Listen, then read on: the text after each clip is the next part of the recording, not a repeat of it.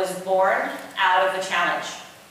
The big TED community told its audience this year, this past February, that the TED Prize that they usually give to one individual with a little bit of money in order to change the world, instead of giving that prize to a person this year, the prize would be given to an idea.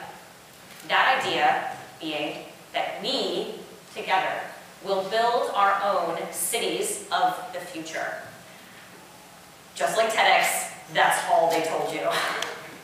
So that gives you a little bit of freedom, right, to sort of determine why or how you would define a city of the future. And here in Rochester, we think the first and the best place to start has to do with transportation. So how many of you guys know how walkable your city is, right? The first thought that comes to your mind is not walkable at all. I get in my car, or maybe I go to the market or brunch, grab something to eat, get in my car, drive back home. The end. That's my relationship with Rochester.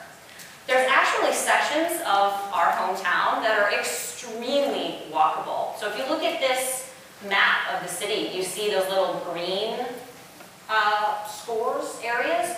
Those are parts of the city that rank above 80%. Now, New York City ranks an average of 89% in terms of walkability, and these are sections of our city that rank on par with New York City or San Francisco, some of the most walkable cities in the country. And the zones of Rochester that are the most walkable, as you can see, are something referred to by walkscore.com as the Central Business District, but we refer to it as everything in that island of the inner loop. The second most walkable district is Pearl, Monroe, Meigs, and then the last is Swoolburg. So pretty much everything down Monroe Avenue. That ranks us somewhere in between Long Beach and Denver in terms of average walkability, but it doesn't tell the whole story, right? It doesn't tell about these pockets of the city that are extremely walkable.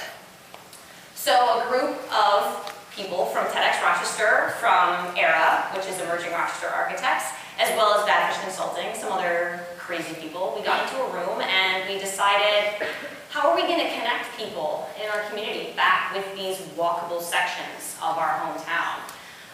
So we designed 72 signs and put them up in 72 locations around the city this past June 21st.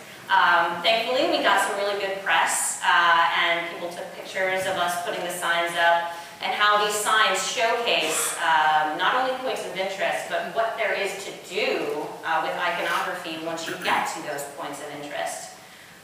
ATM, we even listed those. And the signs are a jumping off point, right?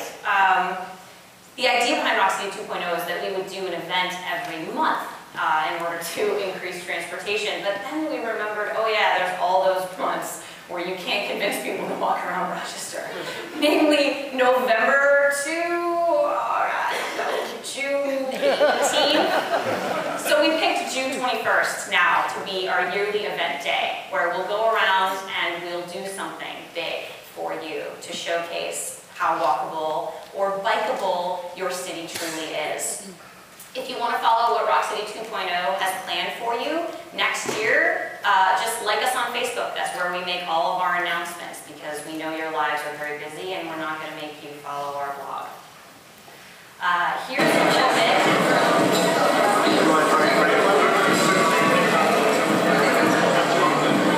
Now, who knows what that is? A flip book, exactly, right?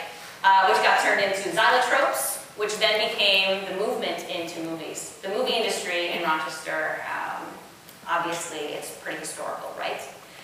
And that little video is the only clue that we're going to give you for what we're going to be doing for you next June 21st.